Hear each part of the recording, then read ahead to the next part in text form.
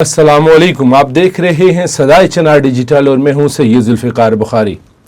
ناظرین، صدائے چنار ڈیجیٹل پہ ہمارے ساتھ آج موجود ہیں اعجاز باسط صاحب، آزاد کشمیر کے مشہور و معروف صحافی۔ آج ہم بات کریں گے، دو تین موضوعات ہمارے پاس ہیں۔ اعجاز صاحب، عوامی ایکشن کمیٹی اور وفاقی پارلیمانی کمیٹی کے درمیان جو معاہدہ ہوا تھا اس پہ کس حد تک عمل درآمد کے لیے جو پیش رفت ہے وہ کہاں تک پہنچی؟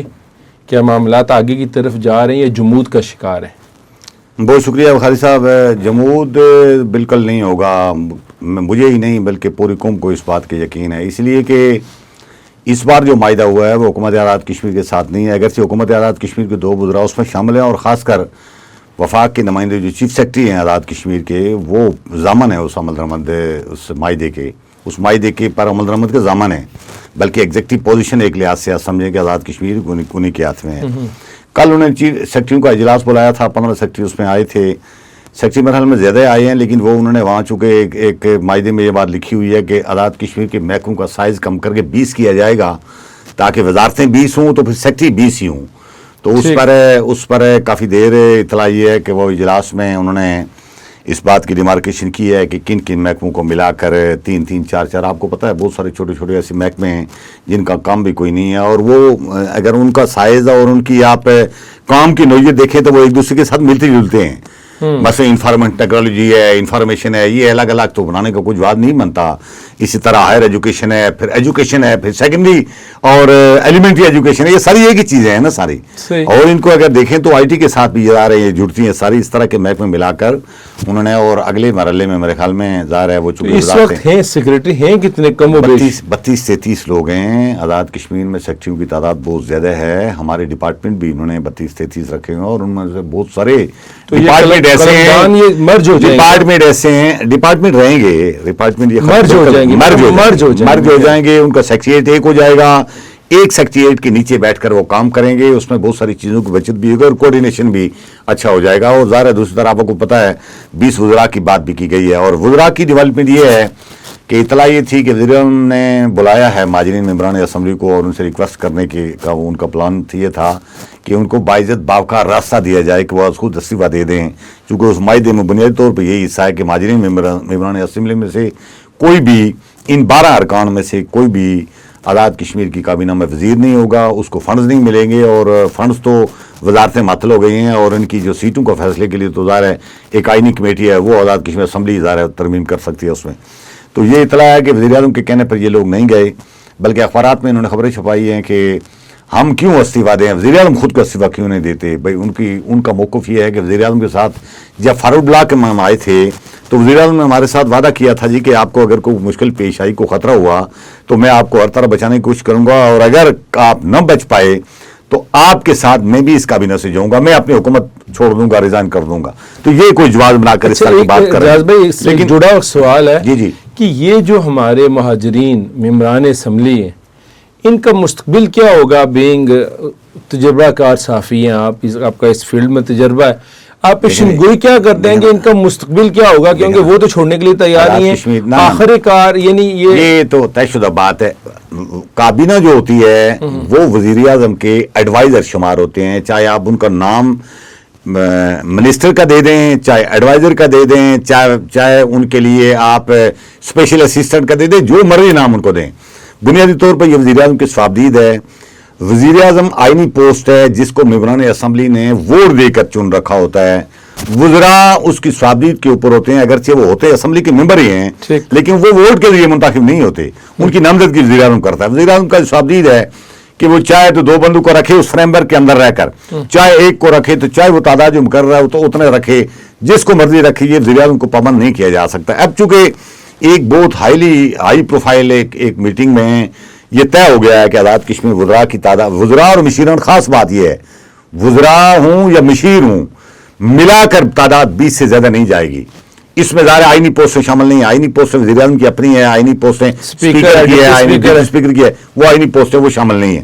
کابینہ کو جو 26 ہوں گے، اب اس میں ظاہر وزیر اعظم کے پاس اختیار ہے کہ وہ پہلے تو باعزت باوقار راستہ دے گا ان سارے لوگوں کو کہ آپ ریزائن کریں اور حکومت کے لیے مشکل آسان بنائیں، جو کہ عوامی ایکشن کمیٹی اور وفاقی پارلیمانی جو کمیٹی تھی اس کے اندر معاہدہ ہو گیا ہے۔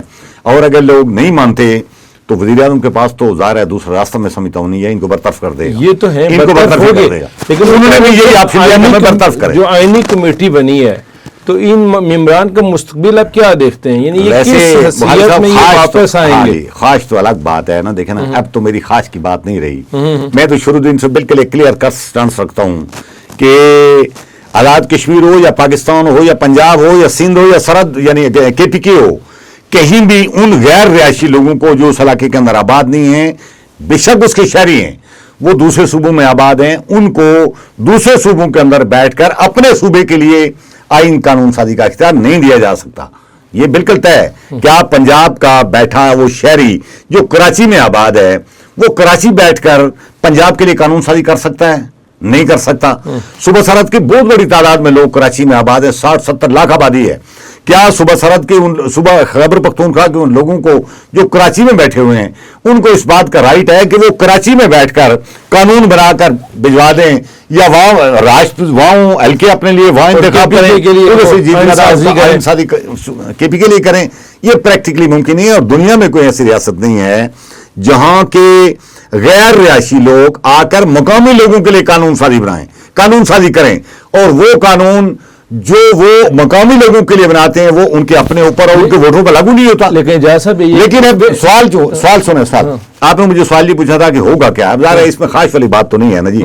ایک 6 رکنی بہت ہی کریڈیبل آئینی کمیٹی ہے جس میں 2 وفاقی نمائندے ہیں، 2 آزاد کشمیر گورنمنٹ کے ہوں گے اور 2 ہوں گے عوامی ایکشن کمیٹی کے۔ اب انہوں نے یہ فیصلہ کرنا ہے کہ یہ سیٹیں پوری برقرار رہیں گی، یہ سیٹیں آدھی کر دیں گے، یہ سیٹیں بالکل ختم کر دیں گے، ان سیٹوں کا طریقہ انتخاب بدل کر انڈائریکٹ کر دیا جائے گا، یہ وہ آئینی کمیٹی فیصلہ کرے گی۔ لیکن بخاری صاحب ایک بات ہے، آپ اس کمیٹی کے اندر برطانیہ سے لا کر بندہ بٹھا دیں، پاکستان سے بٹھا دیں، آزاد کشمیر سے بٹھا دیں، دنیا کے کسی ملک سے بٹھا دیں، تشریح وہ یہی کرے گا کہ آپ کی حدود سے باہر رہنے والے لوگ وہاں ہلکا انتخاب بنا کر الیکشن لڑ کر آپ کی قانون سازی کا حق نہیں رکھتے۔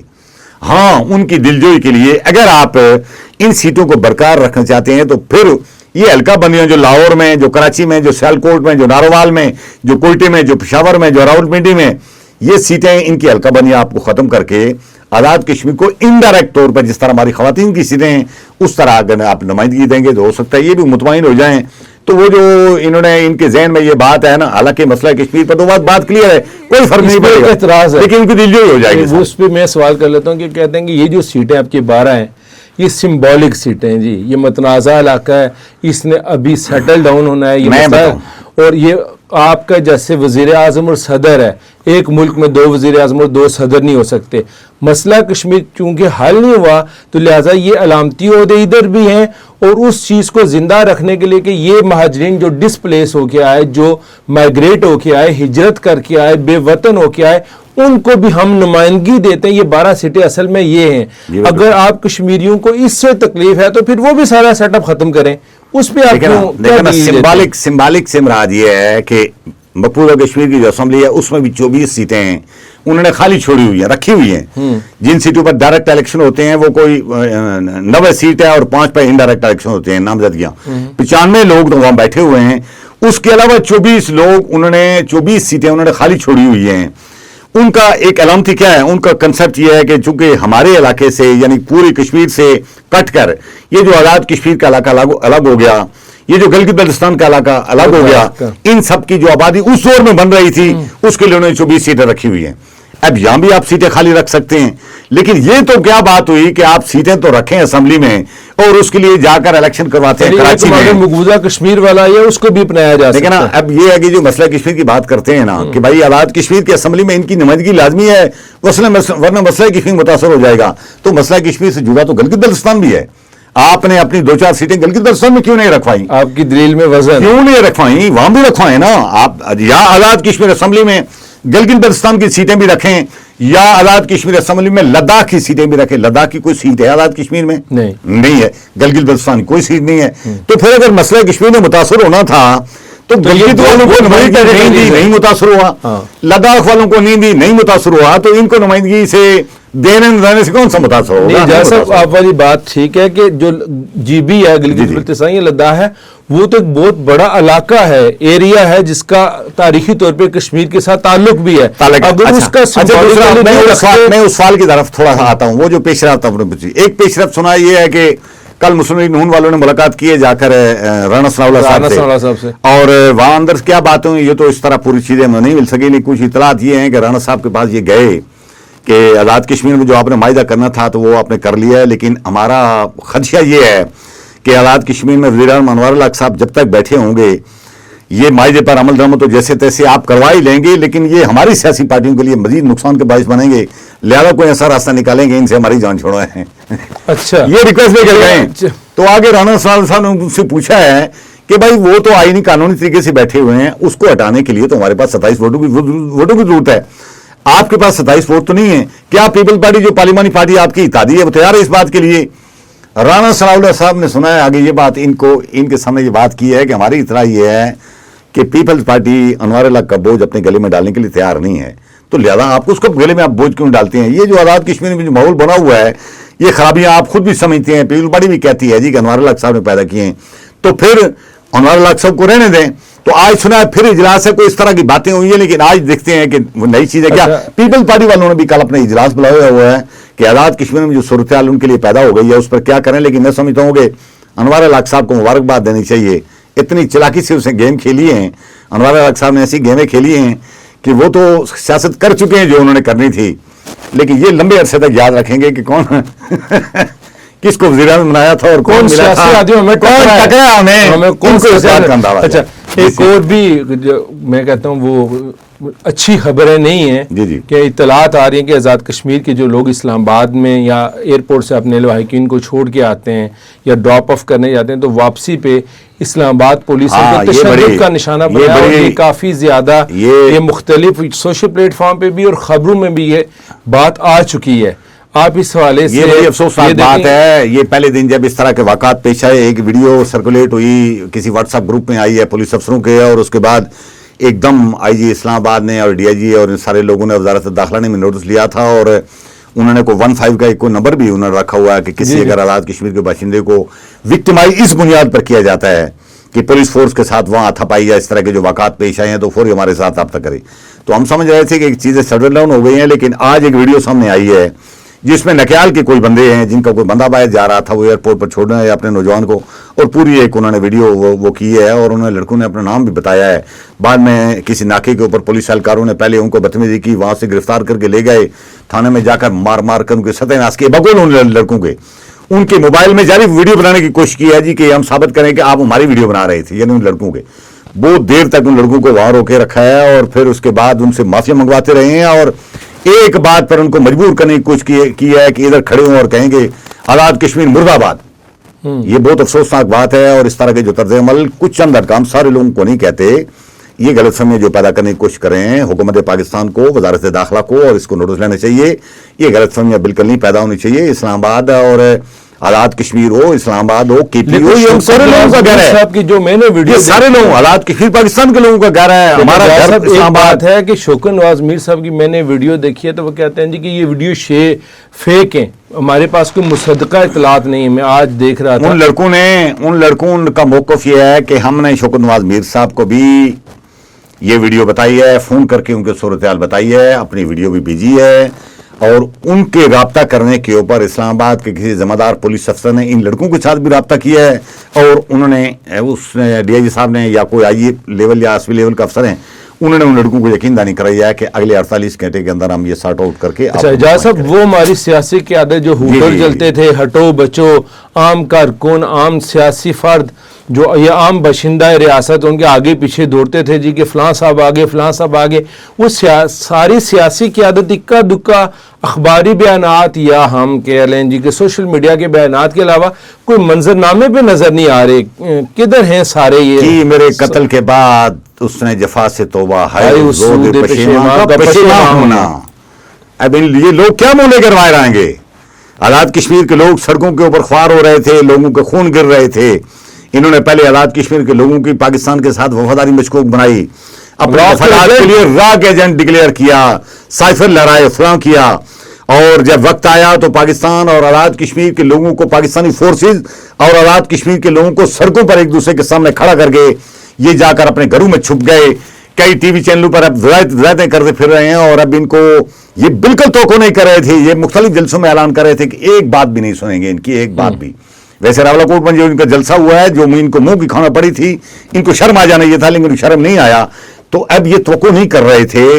تو یہ ہو گیا مظفر آباد میں معاہدہ، اور اب ان کو راستہ نہیں مل رہا کہ اپنے گھروں سے باہر آ کر، اب ان کی حالت یہ ہو گئی ہے بخاری صاحب کہ اپنے محلے میں، اپنے قریبی رشتہ داروں میں اگر کوئی مر جائے تو اس کے جنازے پر جانے کی پوزیشن میں نہیں ہے. انہوں نے یہ حالات خراب کر دیے ہیں. یہ نکل کر دکھائیں لوگوں کو، یہ نکل کر دکھائیں لوگوں کو. یہ ابھی چھپے رہیں گے ہندوستان کے لیے. جو سیاسی لوگ ہوتے ہیں وہ لوگوں میں رہتے ہیں، لوگوں یہ کس کے اشارے پہ چاہ رہے تھے، یہ کیا کر رہے تھے؟ بخاری صاحب انہیں پلس ہی نہیں دیکھی، عوام کی پلس دیکھی نہیں. بخاری صاحب میں اس بات کا دعویٰ تو نہیں کرتا کہ آزاد کشمیر کے اندر سے سیاسی پارٹیاں ختم ہو گئی ہیں. سیاسی پارٹیاں بالکل برقرار ہیں. مسلم کانفرنس کی پریشر گروپ کے طور پر رہے گا، دوسری بھی رہیں گی، تیسری بھی، نون لیگ بھی، پیپل پارٹی بھی. لیکن یہ جو ہماری لیڈرشپ ہے، جس نے اپنا چھپایا ہوا چہرہ لوگوں کے سامنے بے نقاب کیا، یہ بالکل ختم ہو گئے ہیں. اشاروں کناؤں کی بات تو آپ کو پتہ ہے، یہ جو پچھلے عرصے میں ظاہر ہے بہت ساری ویڈیوز سامنے آئی ہیں، تو یعنی ایک سیٹی کے اشارے کے اوپر، سیٹی کے اوپر، ایک اشارے کے اوپر، انگلی کے اشارے اوپر یہ لوگ ایک گھنٹے کی کال پر اکٹھے ہوتے رہے ہیں، الٹے سیدھے فیصلے کرتے رہے ہیں، آزاد کشمیر کے اپنے لوگوں کے خلاف سازشیں کرتے رہے ہیں، ان کے خلاف ان کے ریمارکس آتے رہے ہیں. اور فاروق حیدر صاحب کے بارے میں مجھے انتہائی دکھ ہے کہ ان کے بارے میں تو ایک اطلاعات یہ سامنے آئی ہے کہ کسی خفیہ اجلاس کے اندر فاروق حیدر صاحب نے یہ موقف اپنایا کہ مارے ان 200-400 لوگوں کو، یہ کیا حیثیت رکھتے ہیں، اسٹیٹ کے نزدیک کیا چیز ہوتی ہے، مارے ان 200-400 لوگوں کو. یہ سخت کنسیکوینسز ہیں، بہت ہی سیریس اور سنجیدہ قسم کے اس کے اثرات ہوں گے آنے والے وقت میں، جو آپ اور میں دیکھیں گے اگر زندہ رہے تو. ناظرین، ہماری سیاسی قیادت ہو یا عوامی ایکشن کمیٹی، آپ کا وجود اسی صورت میں قائم رہ سکتا ہے کہ آپ عوام کے لیے سوچیں، عوام میں رہیں اور عوام کے لیے کام کریں. اگلے پروگرام کے لیے دیجیے اجازت. اللہ نگہبان.